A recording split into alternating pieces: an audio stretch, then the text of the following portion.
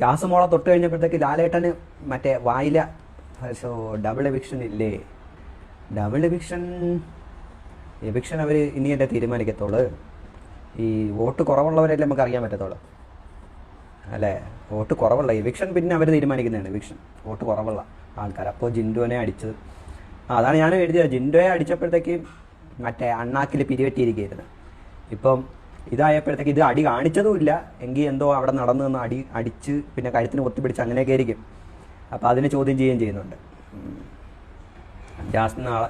പക്ഷെ ഇന്നത്തെ അതിൻ്റെ അതെന്ന് വെച്ച് കഴിഞ്ഞാൽ മറ്റേ മിക്കവാറും നടക്കാൻ പോണ സംഭവം മറ്റേ മഞ്ഞക്കാർഡ് കൊടുക്കുക, അല്ലെന്നുണ്ടെങ്കിൽ ഡയറക്റ്റ് നോമിനേഷൻ. മഞ്ഞക്കാർഡായിരിക്കും മിക്കവാറും എന്ന് എനിക്ക് തോന്നുന്നു.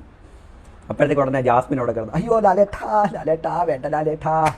ഒരു ഇതുണ്ടല്ലേ ജാസ്മിൻ്റെ ഒരു ആക്ടിങ് ഉണ്ടല്ലേ മറ്റേ നമ്മളെ സീരിയലിൽ അഭിനയിക്കാൻ അറിഞ്ഞൂടത്ത നടിമാരെല്ലാം അഭിനയിക്കുന്നതുണ്ടല്ലോ. അപ്പോൾ അതേ കണക്കത്തെ ഒരു ആക്ട് ഇന്ന് കാണാൻ പറ്റും മിക്കവാറും. അപ്പോഴത്തേക്ക് അതിലൂടെ സെൻറ്റി വർക്ക് ചെയ്യണം. നാളെ അത് വേണം കട്ട് ചെയ്തിട്ട്, അല്ല ഇന്ന് രാത്രി മുതൽ തന്നെ അത് വേണം കട്ട് ചെയ്തിട്ട് മൂക്കള ഫാൻസിന് പ്രചരിപ്പിക്കാൻ. അപ്പോൾ അതുകൊണ്ട് ഇന്ന് അതിന് ആ ഒരു അഭിനയം കാണാൻ ചാൻസ് ഉണ്ട്. മറ്റല്ല അത് ഇങ്ങനെ കൈയിട്ടൊക്കെ അടിച്ച് പിന്നെ മുഖം പൊത്തുന്ന വെച്ച് ചിരി വന്നിട്ടാണ് അതായിട്ട് ജാസ്മിന്. കാരണം കൂടുതൽ നേരം പിടിച്ചേക്കാൻ പറ്റത്തില്ല ചിരി, അതാണോ അങ്ങനെ. അപ്പോൾ അതേ കണക്കൊക്കെ സംഭവിക്കുന്നത്. നന്ദന ഔട്ടാകുമോ? നന്ദന മിക്കവാറും ഔട്ടായി പോകാൻ ചാൻസ് ഉണ്ട്. അതിനാണ് ചാൻസ് കൂടുതൽ. പിന്നെ അവർക്ക് വേണമെന്നുണ്ടെങ്കിൽ അപ്സരയെ ഔട്ടാക്കാം, ശരണ്യെ ഔട്ടാക്കാൻ ചാൻസ് ഇല്ല. അവർക്ക് രണ്ടുപേരെ ഔട്ടാക്കാം. ഒന്ന് ശ്രീലേഖ ചേച്ചിക്ക് ടിക്കറ്റ് ബുക്ക് ചെയ്ത് കഴിഞ്ഞ്, അതുകൊണ്ട് ശ്രീലേഖ ചേച്ചി വീട്ടിൽ എത്താൻ സമയമായി. പിന്നെ ഉള്ളതെന്ന് വെച്ച് കഴിഞ്ഞാൽ മറ്റേ നന്ദനെ ആക്കണോ അതോ അപ്സരയെ ആക്കണോ എന്നുള്ളതായിരിക്കും. അതിൻ്റെ അകത്ത് മിക്കവാറും നന്ദനെ തട്ടാനായിരിക്കും ചാൻസ്. ഇന്ന് ആരാ പോയാൽ ഇന്ന് തന്നെ എല്ലാവരും പോകുന്നതല്ല, ഇന്ന് നാളെ അല്ലേ പോണത്. ഒറ്റ ദിവസമാണ് ഷൂട്ടിംഗ് ഉള്ള. അത് ശനിയാഴ്ചയാണ്. വന്നിട്ട് ഷൂട്ട് ചെയ്യും രാവിലെ 6 മണി തൊട്ട് 6-6:30 മണിയാകുമ്പോഴത്തേക്ക് തുടങ്ങും ഷൂട്ടിങ്. എന്നിട്ട് ഉച്ച വരെ ആകുമ്പോഴത്തേക്ക് ശനിയാഴ്ചത്തേക്കുള്ള ഇന്നത്തേക്കുള്ള എപ്പിസോഡ് ഷൂട്ട് ചെയ്ത് തീർക്കും. അതിന് ശേഷം അവർ ഇന്ന് രാത്രി വരെ അടുത്ത എപ്പിസോഡ്, അതായത് ഞായറാഴ്ചത്തേക്ക് വേണ്ടിയുള്ള ഷൂട്ട് ചെയ്യും. ഇതാണ് അതിൻ്റെ പ്രൊസീജിയർ. അല്ല 2 ദിവസമായിട്ടല്ല ഷൂട്ട് ചെയ്യുന്നത്, ഇന്ന് തന്നെയാണ് ഷൂട്ട് ചെയ്യുന്നത്. ഇന്ന് തന്നെയാണ് എവിക്ഷൻ, 2 എവിക്ഷൻ നടക്കുന്നത് ഇന്ന് തന്നെ നമുക്കറിയാം. അപ്പോൾ സെക്കൻഡ് ഫാമിലി വീക്കാ അതിൻ്റെ അകത്ത് ഇപ്പോഴും ഉണ്ടേ. അതിന് 10-15 എണ്ണം. ഈ 15 പേരുടെ ഫാമിലിയെ കൊണ്ടുവരെ എന്ത് ചെയ്യാനായിട്ടാണ്? അവരൊരു 5-6 പേരൊക്കെ ആവട്ടെ, എന്നിട്ടല്ലേ ഫാമിലിയൊക്കെ ഇതാക്കുന്നത്. ഇത് 15 പേരെ 16-15 പേരെ ഇല്ലല്ലേ, 2 പേര് ഔട്ടായാലും വീണ്ടും കിടക്കുന്നു. ഓക്കെ. പ്രോമയിൽ ലാലേട്ടൻ ഇന്ന് കാണാൻ ഗ്ലാമർ ഇല്ല. പക്ഷെ എൻ്റെ പൊന്നോ ബിഗ് ബോസ് അല്ല പ്രശ്നം, മോഹൻലാലിനെ കാണാൻ ഗ്ലാമർ ഇല്ലാത്തതാണ് പ്രശ്നം. എന്തായാലും ഓരോരുത്തർ കാഴ്ചപ്പാടല്ല. ആരാ പുറത്തായത്?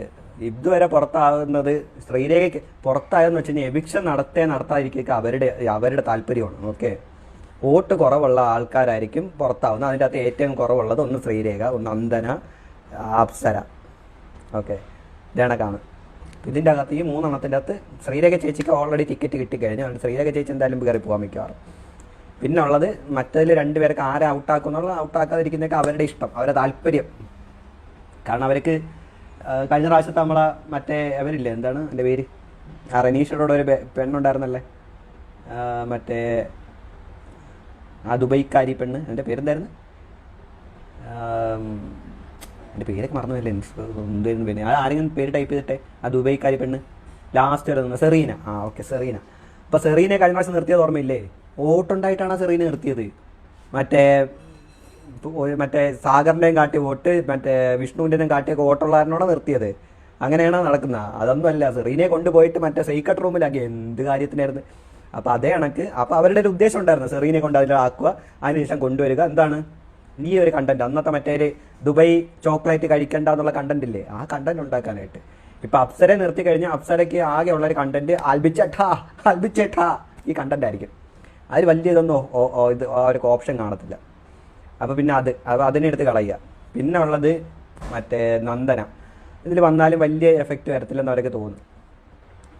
ഇനി റസ്മിനെ എനിക്ക് തോന്നുന്നില്ല അവർ ഔട്ടാക്കുമെന്ന്.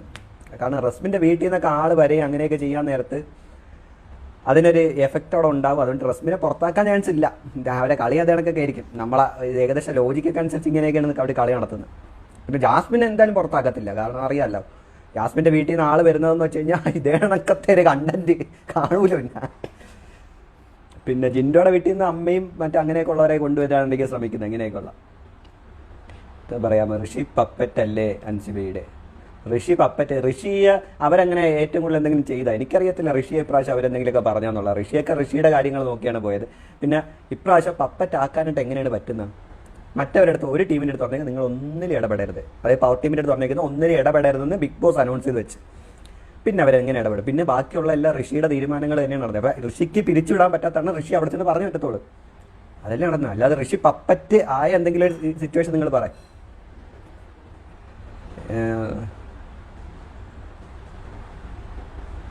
ജാസ് വെച്ച ആയിക്കട്ടെ. കപ്പ് ജിൻഡോ തന്നെ കൊണ്ടുപോകും. അതിൻ്റെ അകത്തിന് വേറെ സംശയമൊന്നും. അത് ജാസ്മിൻ്റെ ആൾക്കാരിന് എന്തൊക്കെ കിടന്ന് പറഞ്ഞാലും ശരി തന്നെ, കരഞ്ഞു മെഴുകിയാലും വോട്ടിംഗ് അടിസ്ഥാനത്തിൽ കപ്പ് മറ്റവൻ കൊണ്ടുപോകും. പിന്നെ ബാക്കിൽ നിൽക്കാം, അങ്ങനെ നോക്കി നിൽക്കാം, കപ്പ് പോകണം എന്ന് നോക്കി. അതെന്നെ സംഭവിക്കാൻ പാടില്ല, വേറെ അതിൽ കൂടുതൽ ഒന്നും സംഭവിക്കാൻ പാടില്ല. പിന്നെ അതിന് ഈ ജാസ്മിനെ വെളുപ്പിക്കാൻ നോക്കുന്നതെന്ന് വെച്ച് കഴിഞ്ഞാൽ അത് അവരുടെ ചില താല്പര്യങ്ങൾ സംരക്ഷിക്കുക. അതുകൊണ്ട് ജാസ്മിനെ ഒന്ന് വെളുപ്പിച്ചെടുക്കണം, അതേ ഉള്ളു. കപ്പ് ജാസ്മിന് കൊടുക്കണം. ജാസ്മിന് കൊടുക്കണമെന്ന് അവർക്ക് ഇങ്ങനെ ഇതാക്കാം. പക്ഷെ അവരുടെ എന്ന് വെച്ച് കഴിഞ്ഞാൽ ശ്രീധുവിനെ കുറിച്ച് എന്താണ് അഭിപ്രായം? പ്രത്യേകിച്ച് അതിൻ്റെ ഒരു അഭിപ്രായമില്ല. ശ്രീധു എന്താണ് ചെയ്യുന്നത്? ശ്രീധു മിക്കവാറും ഇപ്രാവശ്യത്തെ പവർ ടീമിൻ്റെ അകത്ത്. പക്ഷെ ശ്രീധുവിനെ കുറിച്ച് ഇന്നലെ നല്ല അഭിപ്രായമായിരുന്നു. കാരണം എന്നറിയാം, എല്ലാവരും വന്ന് ഋഷിയെ പറഞ്ഞപ്പോഴത്തേക്ക്, ഋഷിയെ പറഞ്ഞ എന്തിനാണ് മറ്റേ ടീമിൻ്റെ അടുത്ത് എന്തോ ഇത് കാണിച്ചെന്ന് പറഞ്ഞു. ഓക്കെ, അത് കാണു പറഞ്ഞു. പക്ഷെ അവർക്ക് അത് പരാതിയില്ലെന്ന് അവർ, ആ അരിയണ്ണ അവിടെ വന്നിട്ട് ഞങ്ങൾക്ക് പരാതിയില്ല എന്നൊരു 10,000 പ്രാവശ്യം അവിടെ വന്നിട്ട് പറഞ്ഞു. എന്നിട്ട് ഇന്നലെ അതേ സാധനം വെച്ചിട്ട് പരാതിയായിട്ട് പറഞ്ഞുകൊണ്ടാണ് നോമിനേറ്റ് ചെയ്തത്. ഓക്കെ, ഇവരെല്ലാവരും അത് ചെയ്തപ്പോഴത്തേക്ക് ശ്രീധു വന്നിട്ട് പറഞ്ഞതെന്ന് വെച്ച് കഴിഞ്ഞാൽ അടിപൊളി ഡയലോഗായിരുന്നു. സിജോയാണ് നോമിനേറ്റ് ചെയ്തത്. പറഞ്ഞതെന്ന് വെച്ച് കഴിഞ്ഞാൽ ഒരു പണി എടുക്കാതിരുന്നത് കറക്റ്റായിരുന്നു. ഭയങ്കര, കാരണം എല്ലാവരും ഋഷിയെ പറഞ്ഞു കഴിഞ്ഞപ്പോഴത്തേക്കും വന്ന് പറഞ്ഞത് ശ്രീധു എന്ന് പറഞ്ഞാൽ അടിപൊളിയായിരുന്നു. കാരണം യഥാർത്ഥമായിട്ട് അവനൊക്കെയാണ് പോകാറുള്ളത്.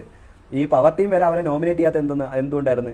കാരണം അവന് സുഖമില്ല, പണിയെടുക്കാൻ പറഞ്ഞു കഴിഞ്ഞാൽ അവന് സുഖം വരത്തില്ല, അവനും എപ്പോഴും സുഖമില്ല.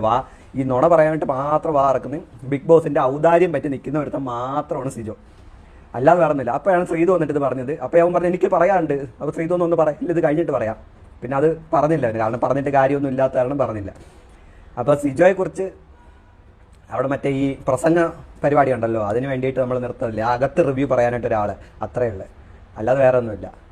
പിന്നെ ഉള്ളത് ആരായിരുന്നു?